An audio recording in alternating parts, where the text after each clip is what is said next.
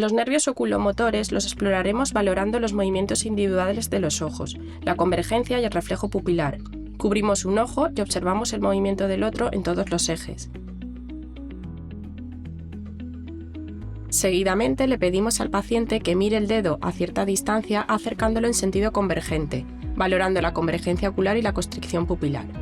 La parte sensitiva del nervio trigémino la exploraremos pasando una torunda de algodón o la punta de la sonda o de un alfiler por las zonas de inervación de las 3 ramas del nervio, oftálmica, maxilar y mandibular, comprobando que el paciente presenta sensibilidad en esa zona.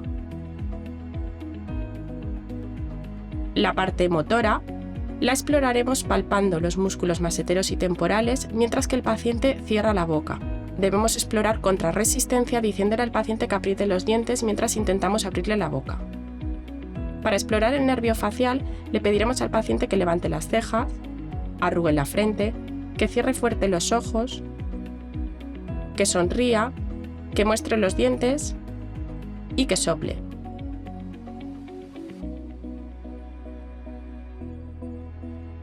El nervio hipogloso se explora pidiéndole al paciente que saque la lengua, la mueva de un lado a otro y que empuje la lengua contra la mejilla de cada lado.